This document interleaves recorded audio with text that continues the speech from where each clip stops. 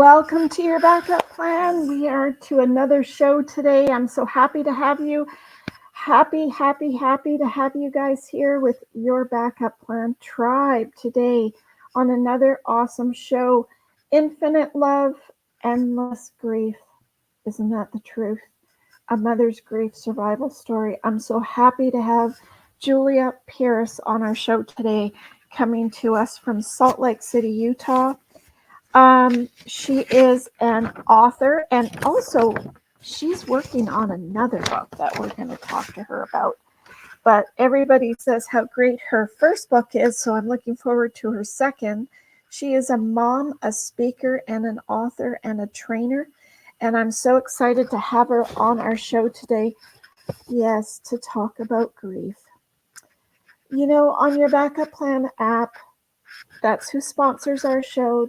We're a great team over here that help people get their crap together and put it in one place so that you're prepared for just about anything. Because you know, we're not given a 5-minute evacuation notice. We are not. We are not always given that 5 minutes. Sometimes we are given not even a second. We're given a blink of an eye to have something happen to us, a tragedy, a trauma, something that life-changing event. And that's why I have our guests on today, as well as on our podcast about their life-changing event and how they've come to help people talk about their experience and talk about how it affected them and perhaps how it affects you as well. And so if you'd like to share and subscribe to our channel, just down here below, click on that subscribe button. I'd love to have you in our backup plan family. And let's get the party started and bring on Julia. I'm so happy to have her here, and we'll have a short commercial. In the blink of an eye, life can change dramatically. On our podcast, Talking Taboo with Tina, we delve into these life-altering events with celebrities, authors, and everyday people just like you. You'll also discover your Backup Plan app, a life-organizing tool designed to prepare you for any unexpected circumstance. It's your safety net, taking the sting out of tragedy. Imagine a Plan B that ensures your finances are safe, even in the worst-case scenario. But it doesn't end there. Join our vibrant Facebook group for free webinars on backup planning and secure your future today. We're back, and we're going to bring on Julia. Thank you, Julia, for coming on our show today. Thank you all the way from Salt Lake City today. Wonderful mom, a speaker, trainer, and an author of... It's so great to be here. Thank you for having me on. And I'm so excited to be here with your community. Like you mentioned, I am from Salt Lake City, Utah area, right between the mountains. And it's wonderful to be here. Yes, thank you. Awesome. Thank you, Julie, for coming. Now, your first book, and you're working on your second, you mentioned, is called The Boy Who Became More Than We Could Imagine. That's a beautiful, beautiful title. And where did all this start for you, Julia? So I love that you mentioned my book, and I love talking about the book because I love talking about the boy who's mentioned there. And this started for me actually in the first part of my life, and I call it my 3 acts. I'm actually in the 3rd act of my life, and our son came along in the 2nd act. My first act is when I thought I knew what I was doing, which is hilarious looking back, because who knows what you're doing in the first part of your life. But the 2nd act is where our son came along when we were young and just right in the beginning part of our life. And then our son had what they called a catastrophic illness when he was just about 2 years old. And what that means is he got really, really sick and ended up in the hospital, up in our children's hospital here in the Salt Lake City area for just about 9 days. And what happened during that time is he lost all development. He couldn't sit up or walk or talk any longer. He was not able to eat or do any of those developmental skills any longer during this illness. And then the doctors didn't know if he was going to survive, and he did, because he showed them how tenacious and audacious and determined that he was. And so the space that I write in my book, The Boy Who Became More Than We Could Imagine, is the story of our son who survived that illness and lived this life of wonder and joy and just pure audaciousness, alongside the continued illnesses and disability and happiness that comes alongside becoming resilient and all the ridiculousness that then happened. Yeah, they don't. They have such resilience, don't they?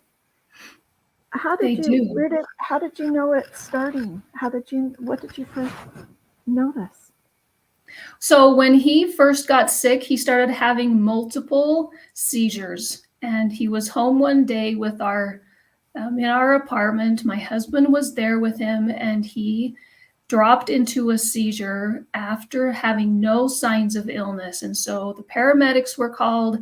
They cleared him at the apartment and said, go see your pediatrician. The pediatrician said, seems kind of strange. Take him home. Let's see what happens.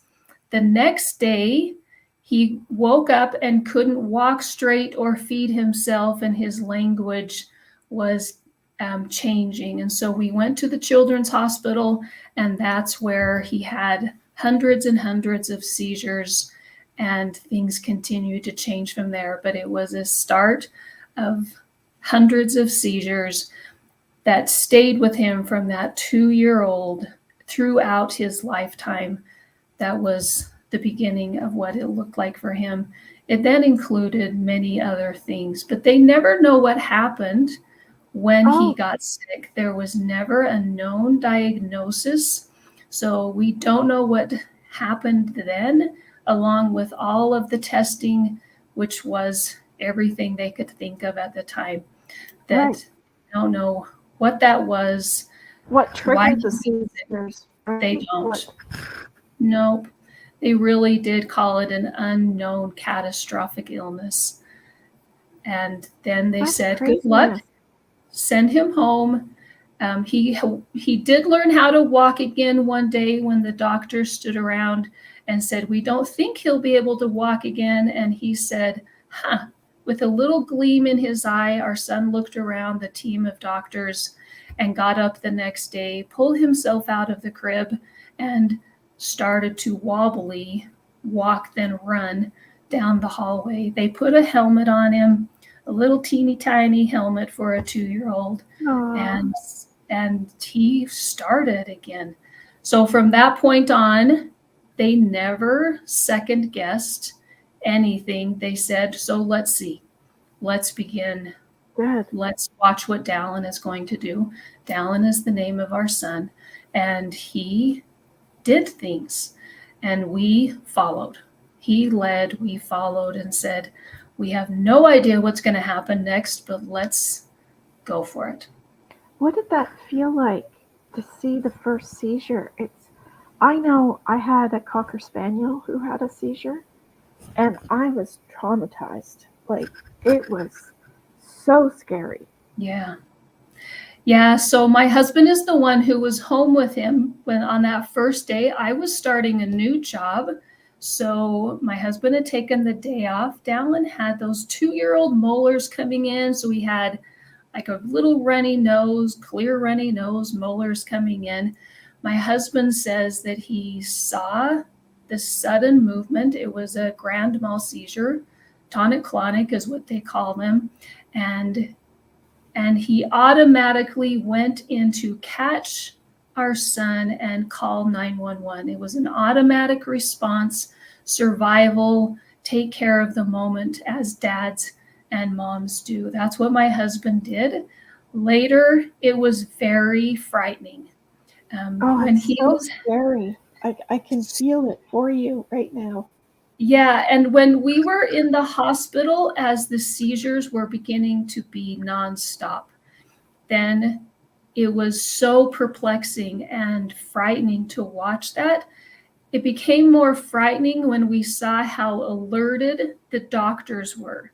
So I was a young parent and Yeah. I had no idea what was happening. But as the doctors became more aware of what was coming, and the more doctors who came down, and when we finally ended up in the NICU, which is the intensive care unit for babies, then that's when we became more alerted. We never became panicked because everyone took such great care of him. And yet it was this constant take care of a seizure, a few minutes, another seizure, take care of a few minutes. Oh, And so it was this barrage of, you must okay, have what been are we looking doing at each here? other, going like, what is happening right now? Yeah. At one point in the hospital, after it had been a few days, and we did stand at the side of our son's crib because they didn't know if he would survive, if he would live through having this constant barrage of seizures. We did look at each other and say, okay, so what are we going to do? Not why. We never did ask why things were happening, but we did say, so what are we going to do? Because I hadn't been to work at this new job. I called the place and said, my son's in the hospital. I won't be there. My husband still needed to show up once in a while to his job to keep a job because that's where the insurance was. And we said, so what are we going to do? Yeah. And then I talk about it a little bit in the Because you book. don't know if it's going to get worse. Is it going to get better? Like, what No. is going to happen? But I think what we decided right then is right now, there's the three of us. And that's what we're going to do today. We have our son still. We're going to go forward today. And tomorrow, we'll see what tomorrow does. Because if we started looking down the trail of what ifs, then you become paralyzed. And we couldn't afford to be paralyzed because our son No. Your attention. needed us to respond quickly. Every seizure, you have to respond to what's the seizure protocol is. And there's an exact seizure protocol. And there was for our son specifically. So what did you have to do then, Julia? So what we had to do for him was time it. So we had to note the beginning of when the seizure started. We turned him onto his right side to relieve some of the pressure of how the seizures were happening. Note what kind of seizure it was that was happening, and then watch how long it took him to come out of the seizure. So those were the 4 things that we needed to do when he was in the hospital. And when the seizures were happening so quickly and so continuously, there were times that I would just sit right by his bed so I didn't have to even take 2 steps. And a lot of times with medical events happening, especially with young children, what I have found is that's all you can think about. I think I had a new shirt I put on maybe 1 or 2 times in the hospital, but I don't know if I forget about everything.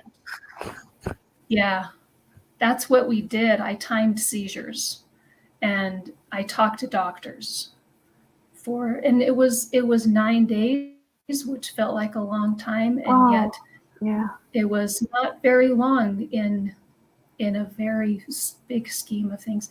It was for us. It felt like a time. Especially because you don't know what's going to happen. You just don't know. So it seems like it's like going on that trip and you're a kid in the back seat of your parents' car. And when are we there yet? Are we there yet? Are we there yet? Because it just seems like so much time. But what did they say? Like, what could it be? Did you know it's going to get better after the 9 days? Like, what? Yeah, so at the 9 days, they were very incredible and kind and generous.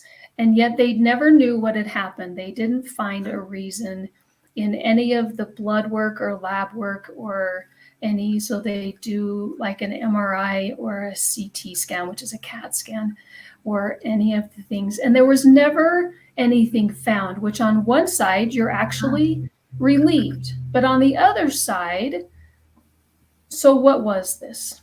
And they gave us a discharge that said he should be back to where he was before in about 6 months.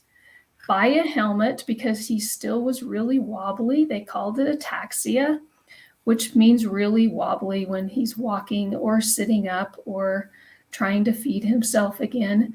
And we're going to get you connected with different therapies, which was occupational therapy, physical therapy, and speech language pathology, which is speech therapy. And we said, okay, because again, we're brand new. We had come into the hospital with this lovely little, almost 2-year-old. He turned 2 in the hospital. And then we left with this new 2-year-old that was still our Dallin. And we learned how to go to doctor's appointments and therapy appointments and to teach him how to communicate differently. He lost his spoken language, so he wasn't able to speak any longer those beginning languages of 2-year-olds. That was also all his development. It was. And so we began again, brand new. Wow. That's an incredible story. Just to think in such a short, the blink of an eye. Yeah.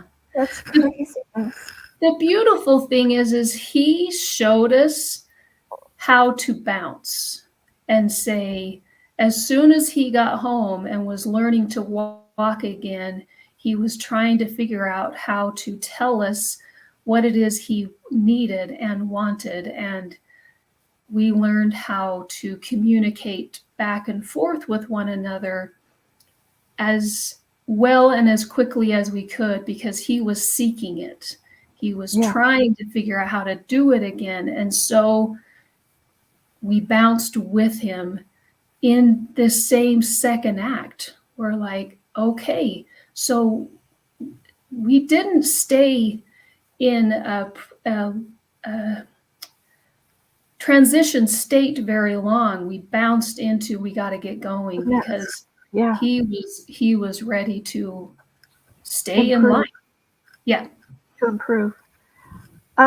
Did it become less and less for you then? Is it with medications they were able to transfer this to something that you could work with? So it did for a while. When he came home from the hospital, we started with a new plan of action.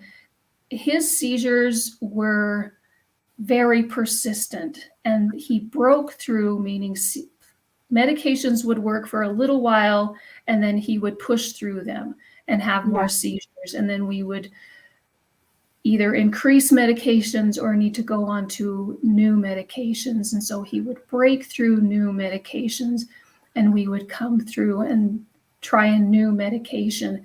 And that would increase and go on for years. So he didn't find a good steady point for 8 to 9 years after he came home from the hospital.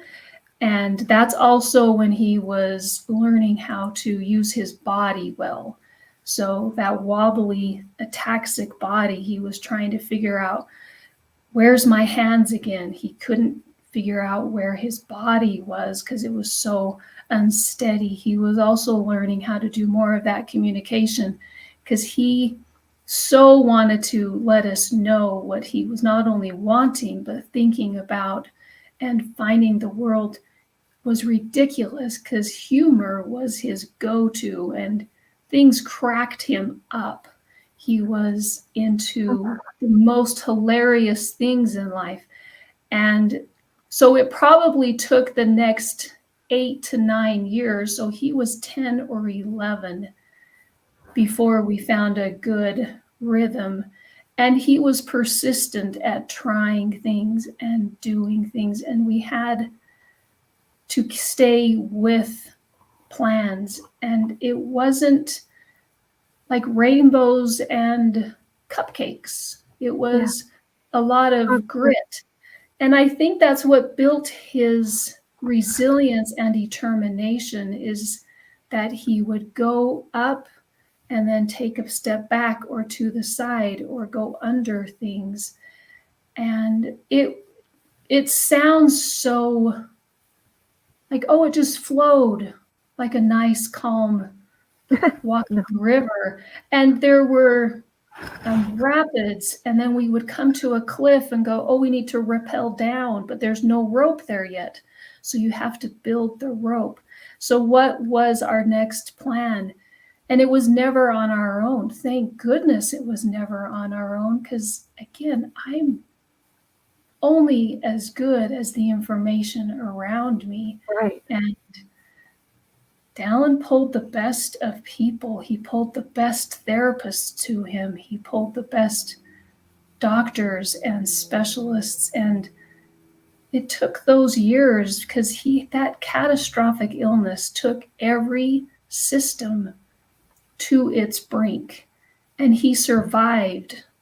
And how exquisite is that 2-year-old little dude survived something and then determined that, by the way, are you here with me? Like, let's go. If we could only do that when we're older. No. But the fear kicks in, and the what ifs, and the just so many things that we worry about that we don't really need to. Just go and do it like they do. And we want it quickly. We want it quickly. And is there something I can just go and grab out of that imaginary pot of knowledge and have it just come into me? And it took years and years of him learning how to actually tell us what he thought was funny in life. And then the jokes and they were horrible jokes, but they were funny. They were funny. But 10-year-old jokes they're ridiculous. Yeah. But they are funny. They are.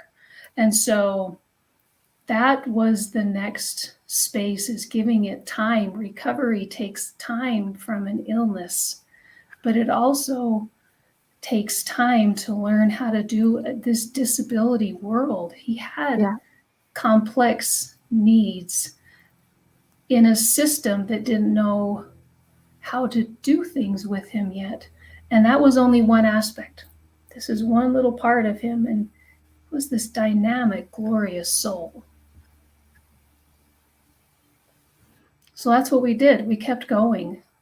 We kept going and learning for all the things.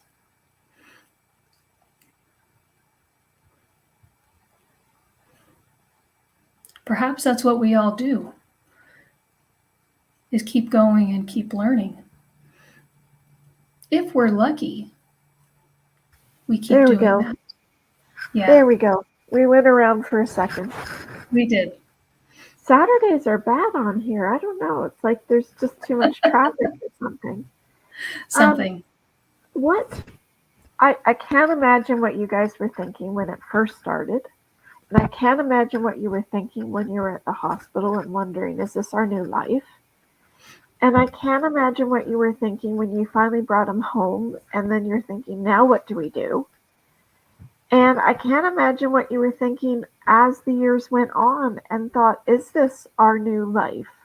Is this what it's going to be? Or like, they still didn't know what caused it. It's almost like a blood disorder or something that triggers it instantly, right? Something that changes something to create these seizures instantly. That's crazy, with the unknown, not knowing. Like, how do you move on from not knowing? I think there was a really powerful experience that I had while in the hospital with him. And it came one day when one of the doctors came in and said, would you come and speak to all of our physicians about your experience here? And I said, no, this is ridiculous. And they said, your experience needs to be shared with our residents and our staff. And a person who was in the hospital said to me, you have to go tell them. You have to go tell them what this is. And it was when I had 1 or 2 clean shirts with me. I hadn't, washed my hair. I have no idea what I looked like. I hadn't slept in probably a week. And I said, oh, this is going to be bad. But yes, okay, I will. And I went. There's a lot of feelings there right at the edge of things too, because it's just happened. There is, and yet I'm feeling 1,000 things and 0 because I'm on survival. Boom, boom, boom, boom. So I went and spoke with this auditorium full of doctors and residents and nurses and people. And I walked in and they said, tell us how it feels to have a child in the hospital. And I said, it's something I've never experienced before. And I said a bunch of other things. And this room went silent. Oh, God. And I thought, oh, here's the truth. They are entirely intelligent, highly specialized, incredibly caring people, and they don't know what this feels like. And that is the power and the ability and what I can bring to somebody is this experience. They don't know what it's like to be Dallin's mom. They don't know what it's like to have a child before you having continual seizures, and you don't know if they're going to come through the next one. They don't know what it's like to have that. And if we can have the ability to say 5 words that are impactful and concrete, because that's what I think could happen that day. And I don't remember more than saying, this is the hardest thing I have ever done in these 2 years of being a parent, which means I knew nothing. I knew nothing, except for that I was the parent who went to the playground and played, and we did homemade baby food and all the things. And we were just living this grand life. And yet when I walked out of that room, I never stopped thinking about, this is what I can do, is say, here's one experience, think about it as you can, and take it into your next space. Because that's what we could do at that point. That's probably the only thing we could do. And then when we didn't know what had happened, when we went home, it was never, oh my gosh, this is too big, because we took it that one day at a time, like we had decided, standing next to Dallin's crib when he was sleeping, either because he had just come through a seizure or otherwise. And we decided this day is what we can do. And this day is what we can do. And this day. And we did it because Dallin was here. Yeah. And that's what we did. So when it felt so big, and how do I get to all the therapy, and what am I going to do if I can't find the next specialist? We took it one day, and then we took the next day, because it is so massive. And then we would pause and go to the playground and sit on the floor and play with Play-Doh or whatever it was that we chose to do that day, and just sat in the moment of how extraordinary that we had this young child still. Because the seizures never decreased. Oh, no. They weren't never, as often, but they never, his seizures became to the point that they were deep and continual in his entire brain. So we did find medications that worked well for him most of the time, but he continued to do that breakthrough of seizure medication for his entire life. They always did. It was the seizures that caused him such havoc. And yet he continued. He never let things get in his way. He was never like, oh, gnash the teeth and get so into an uproar. He just continued. Every time he would come out of a seizure and look at you sometimes and say, huh, well, what was that? That was weird. Or start signing again and be like, so where are we going now? Oh. It never got in his way. He never let it deter him from the joy and the fun and the big world that he wanted to experience. It slowed him down sometimes, and then we would regroup and relearn and begin again. It didn't deter him from many things. I think the worst thing as a parent is you don't know how long it's going to last, each one. You don't know if they're hurting. That was the one thing that I hated, is not knowing if they're hurting while it's, because it looks like it's hurting, like, Yeah. And you don't know if they are going to wake up, and you don't know when the last one is, or you don't know, like, there's so many don't knows. And I think that's what makes it so difficult. And I commend the both of you to sticking together and making a great team effort to try to get through this unknown world. Do they know yet? Like, even today, do they know what it could have been? They don't. No, they never did find a reason. And he went through many, many tests throughout his life, including a lot of genetic testing. They went through every realm that could be imagined. He was a candidate for looking at brain surgery. There's a possibility of brain surgery for some people with epilepsy, seizure disorders that can be looked at as well. And he wasn't a candidate for the brain surgery. He did not have that as an option to reduce or stop the number of seizures for him.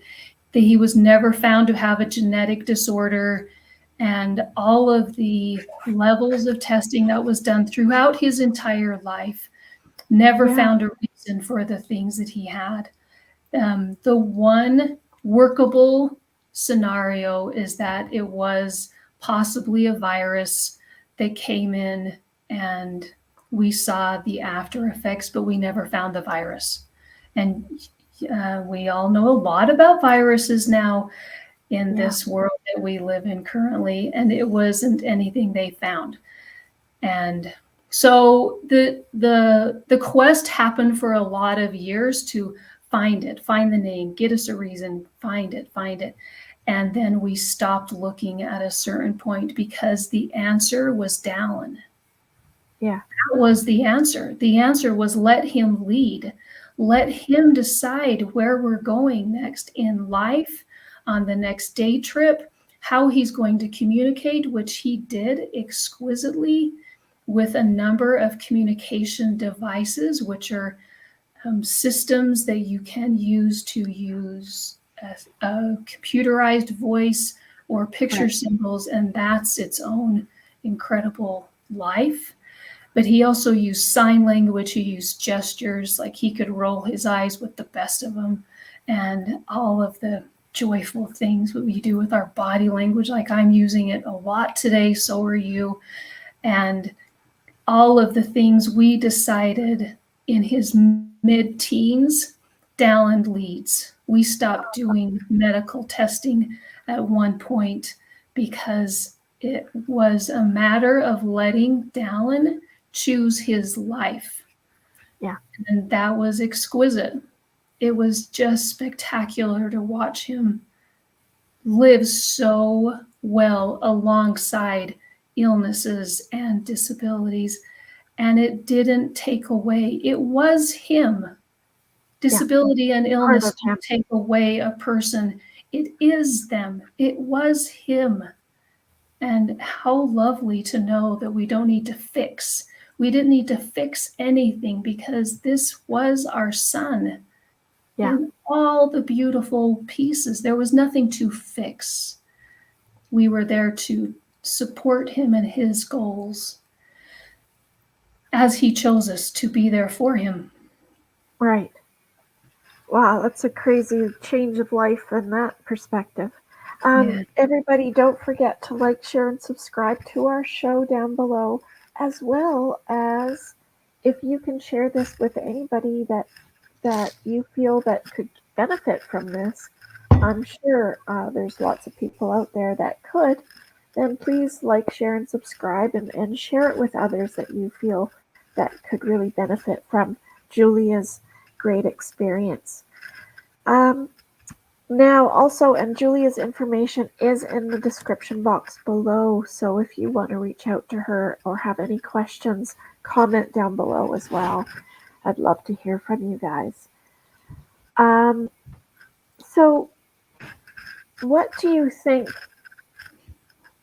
You were mentioning to me before, during all of this, after you came home and started having this new life, I guess you could call it, new family life, you decided that you needed to have more protection and cover some of that risk that you felt that could happen. So what would you do for those kinds of, I know you mentioned you had done some things, put some things into action. Yeah. So one of the things with Dallin is he didn't have verbal language. He was non-speaking. It didn't mean that he couldn't communicate as the years went on and we were able to Got better.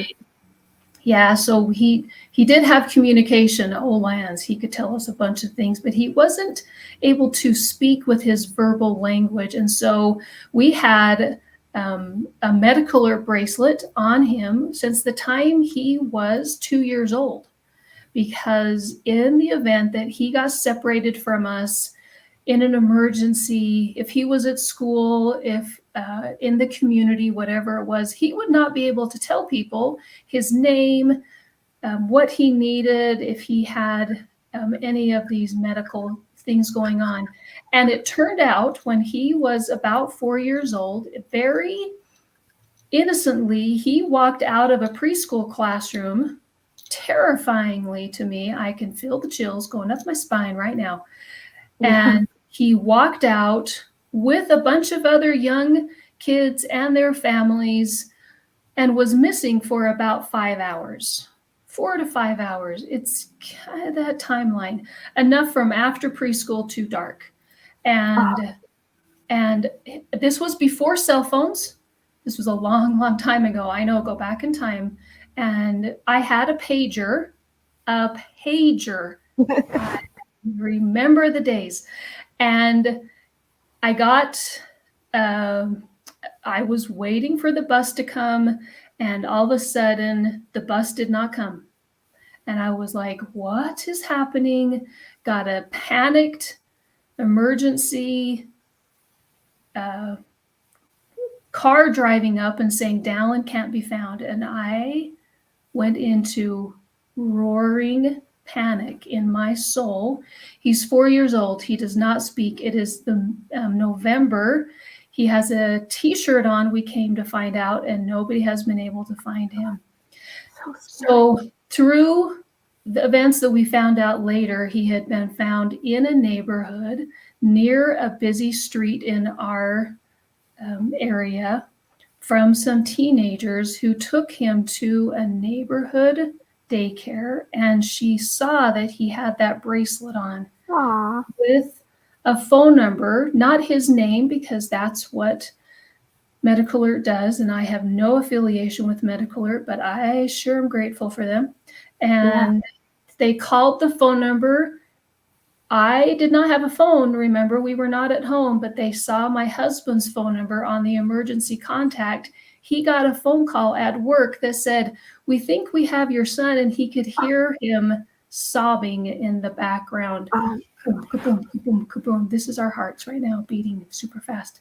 My husband sped away from work, went and picked him up, and was trying to figure out what had happened. I am still looking for him with other people in the neighborhood, with police.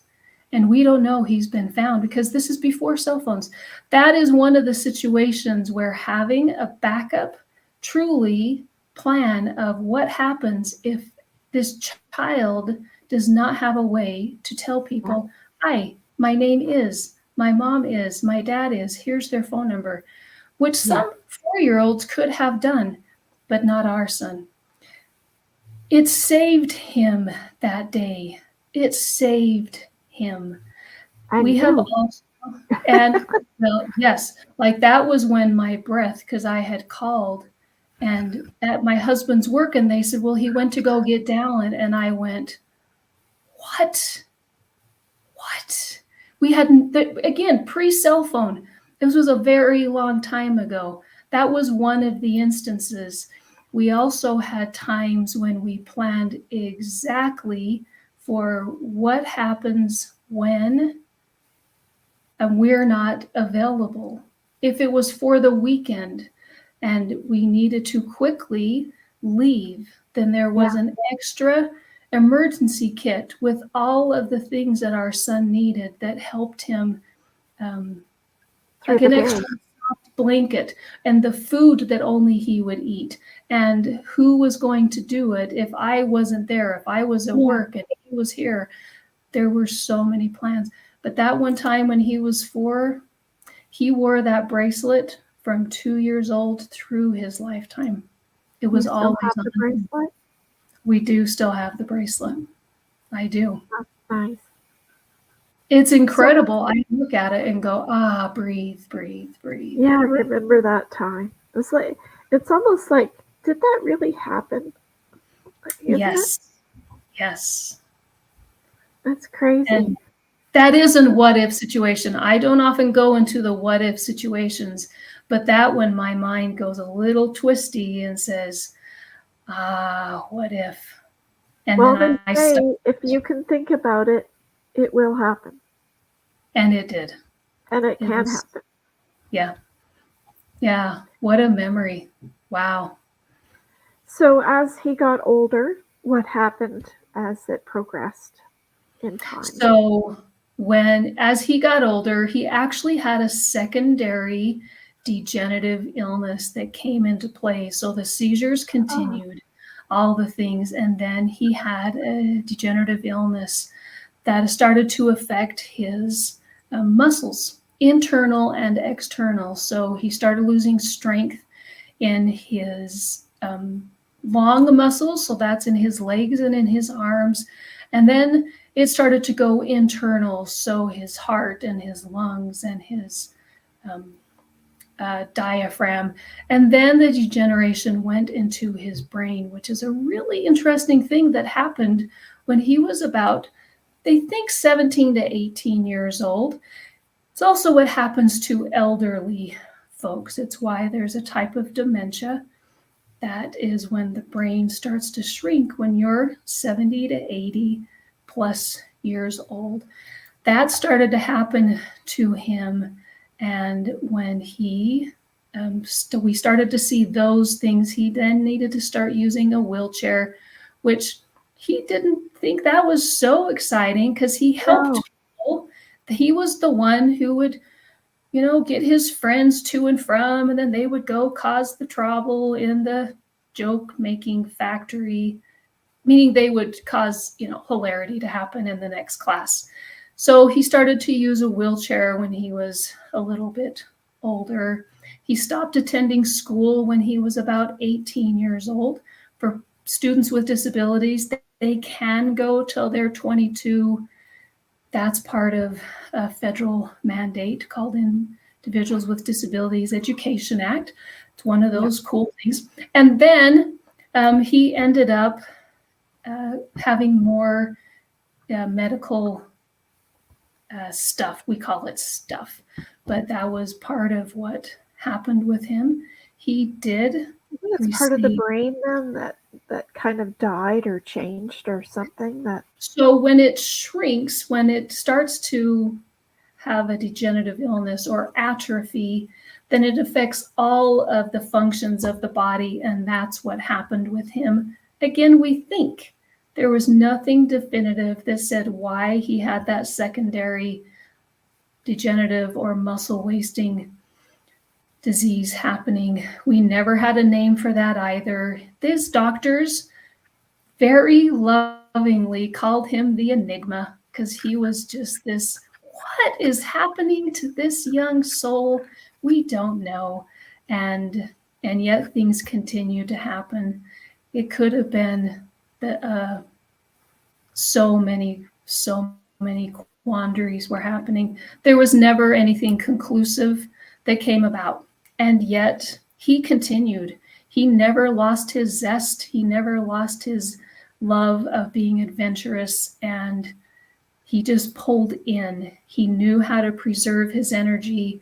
He knew what he wanted to do, and that was be with the folks that loved him and that he adored.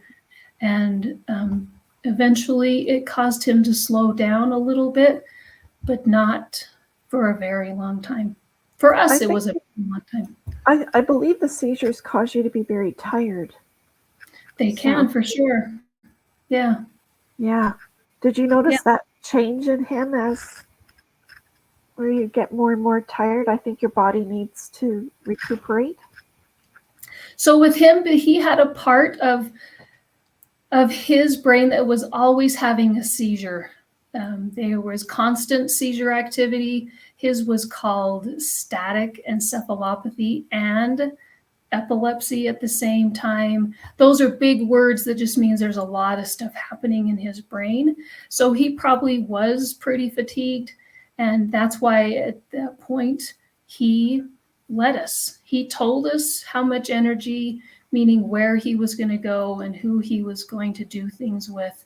He probably was very fatigued, which is why he chose to do things differently and go places less. Yeah, exactly. Yeah. You saw a change in him as it progressed then, as that wheelchair, and it just progressively became. We did. So he wasn't able to walk more than 10 or 20 feet by the time he needed a wheelchair. I spoke with a friend of mine and I said, when do I start teaching him how to use a wheelchair? And my friend was a wheelchair user, and he wheeled right up to me and said, you don't. He chooses. You have the wheelchair available, and Dallin will choose when he needs it. And that's what we did. So we had it available. He would use it like a walker almost and push it in front of him, and then sometimes sit down. Eventually, he did need it to even go down the hallway in our home, the hallway at school, into a store, and those kind of things. But it's what brought me to my third act, which is where I am now. And that's without our son. Our son did pass away. And how old was he? He was a month before his 22nd birthday. It was 1 month before that. That's an amazing 20 years, though. Amazing. It was. Yeah. The fact that the doctors did what he did. Yeah. The fact that he lived 20 years past the time that the doctors didn't know if he was coming home from the hospital, again, shows his pure energy. Like it just pulsed and pulsed for just a powerful, powerful amount of time. There we are. And we're back. Yeah. Saturdays. It pulsed in him. Yeah. There must be a lot of folks on here, but it showed how much energy he had. It showed how he chose to do the things that was just so powerful within him. It was so incredible when we could come to him and not have the alternate and make him change for us. It was just so incredible, and helped us be curious about where his realm could be. Very inspirational for someone like to watch that. So what happened with him? Did he have a seizure and just go to sleep, or So it took his years. So again, when there's a wasting, a muscle wasting, a degenerative disease, took about 7 years across the time, but his final days were sudden, but not so. He was on hospice for 8 days, and then they told us we had months of time left, and his body chose otherwise. So hospice is an interesting space if you get it, and not everybody has the time on hospice where you have physicians coming in, nurses and other people coming into your home. And we thought we had months left with him, and his body changed within that first week. And there was a final day where he let us know he was finished. He told us that. He signed finished. Oh, really? And then he laid down, and it took the body that day to complete, like the body has to just complete its process. And then there's no words. Like it was the body completed what it needed to do. Pardon me. And It's quite amazing, isn't it, what the body can do and what it does and how he knew. And it's just wild. pardon me. It is. It's really. And then we have to decide. Sorry, tickle. We have to decide then how we're going to allow it. Yeah. Meaning not fight or demand or be in. Put your own wants and wishes out there. Yeah. Right. And I think that's also the grace and the beauty of coming through really hard things. Because Dallin had already shown us that he knew how to lead. He knew what it was that his body needed. And it didn't change at the end of his really powerful, extraordinary life. Yeah. It didn't change. We couldn't go into a power struggle at that point with him. And we knew that. As much as it broke our hearts and shattered us, it didn't change. And he knew that from us. And the complex thing about it is Dallin on paper had what people would call a low IQ and an intellectual disability, and not have the expressive language to supposedly lead his life. And it's incorrect, because he did lead his life alongside what is sometimes assumed incorrectly, because he did. He did know exactly how to tell us in communication how powerfully he knew what to do next. And we had to be the ones that say, man, we're sure going to miss you. And yes. Man, we sure love you. And yes. Because he trusted us, and we trusted his choices being and his ability to say, I know what you know. Okay. And then we're the ones who have to sit back and go, what are we going to do? But that's ours. We're the ones who have to sit with that.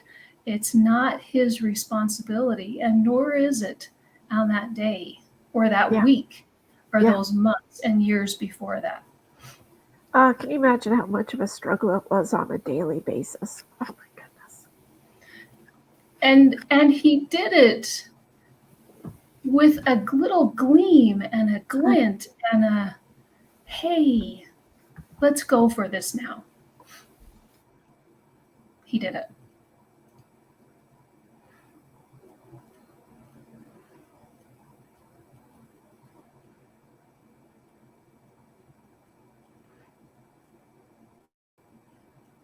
Oh, you're on mute. There we go. There you go. Had to blow my nose. I'm getting all plugged up here. Oh, geez. What a story. I can't believe it, Julia, how you managed those 20 years and just came out with this beautiful story in the end. It's incredible. Both of you are incredible. Well, thank you. Very. I think, I write about the really intensities and how it wasn't easy. I write about how it was hard to let go of myself and go into his space. And one of the spaces we go into is there are no words when you're trying to let somebody lead, but you want to wrap them in bubble wrap. Yes. Not a chance was he going to let us do that. He was like, Yeah. as if you get to have that choice. Who do you think I am? How do you not know me? That was me speaking. And he was like, no, I don't think so. I don't think so, sunshine. No. Yeah. And it's also the intensity of, man, I hope I've done enough. What if I could have done that? Could I have done this? Could I have done that? We also have to take the thing that is right in front of us and do it. And then when we know better, we do better. And that has been said by so many people, including Maya Angelou, right? When we know better, we do better. And what if we just grief give talking ourselves... too, because we had a lot of hope and wishes for. Yeah, for sure. So much.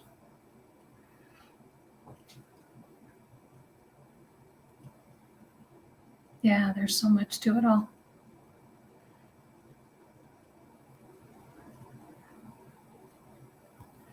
Saturdays.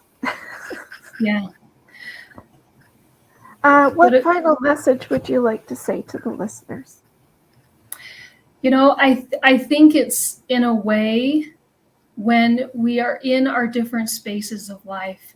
Like I said, I am in my third act, and it's without that beloved child, that beloved being. And do I think of him every day? Yes. Do I yearn for that time? Yes. Do I wish I had all the medical equipment and the beeping and all of the things in my house that meant he was still here? Yes, I do. And I don't get that. And yet, what can I do now? If it's sitting in my grief, then I sit with it. If I ask myself, what am I going to do today to help myself or somebody near me, then I ask it. But what can I do now? Because it's not the loss that I need to be sitting with every day, but it's finding what his life meant. And when people come up to me and say, oh my gosh, it's Dallin's mom, and I haven't seen that person for 30 years, that impact that he left on that person makes me think, wow, if that little dude, because he was 3 when he last saw them, is still building and becoming with people, then what am I supposed to be doing now? Yes. And I feel it all. And that's what we want to be doing, is becoming still. Becoming still. Becoming present. Yeah. What's your second book about? So the second book, I've had many people, and I started writing the second book as the first one was being done, but they said, Julia, we didn't hear your story. And also people think that coming through a life of complexity, because I changed as well. I have been changed. Oh, for sure. I am not the person who I was after I stood up in front of those doctors. I became changed after that. Is what happens when you come through this. And somebody once said, so why were you changed? And I said, you don't come through life unscathed. And that's what the second book is about, is how life, and we're supposed to be changed, but it's being changed and allowing yourself to, and how that happened. So it's being altered and changed and allowing it to be.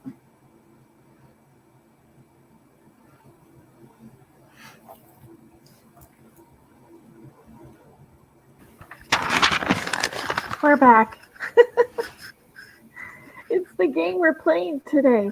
Yeah. So do you want me to repeat that part? Yes, please. Okay. So the book is about how when we come through the things that happen to us in life and we're supposed to be changed, how I became changed and altered, and how we're supposed to be by these big events that happen to us. And each of us have them. Each of us have them.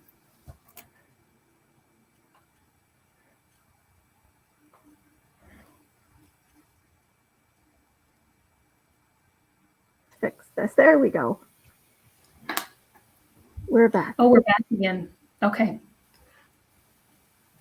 It's how it's going today. Yeah. So I think it'll be good. I think it'll be a good next step. I actually have a third one in my percolating, but the second one, people have asked, so you're changed. And I said, yeah, I am. Yes. Yes. And we're supposed to. We're supposed to be changed by our worlds, and it's okay. Yes, absolutely. And I'm sure it's for the better. So it's all perfect the way it's supposed to happen. Yeah. Well, thank you, Julia. I'm sorry for all the stop and go of the internet today, people. I'm so very sorry for that, but sometimes it's just a lot of energy out there, and it does this. So I guess we should be thankful for the time that we've been given to be able to listen to Julia's story. Thank you, Julia, for coming on our show and being so open and honest to tell what you have gone through. Pleasure to be here. Thank you so much. Oh, you're very welcome. And thank you, listeners. And remember, life is like this, and life can turn on a dime. And you've heard me say life has, in the blink of an eye, your life can change. You can go into the doctor's office, not think anything, and then all of a sudden the doctor says, you have stage 4 cancer, or you have had a stroke, or whatever the situation is. Or you see a car coming at you and you're not given 2 seconds to answer it, because it's in the blink of an eye, your life changes. So it's good to be prepared. It's good to have a plan, whatever that looks like for you. And we have it down in our Facebook groups. So make sure you check that out on your backup plan in Facebook. So I'll see you next time. I know we'll have Julia come on our show again and talk maybe more about her second book. We'd love to have you come back, Julia, and thank you so very much for your beautiful, beautiful, inspirational story for other moms and dads out there. Thank you. And thank you, everybody, for coming on our show and liking, sharing, and subscribing. And I'll see you next time. Nobody's Superman. And remember, Mike Tyson says, nobody has a plan till you get punched in the face. So stay safe and be kind. We love you. Now, till next time. Bye.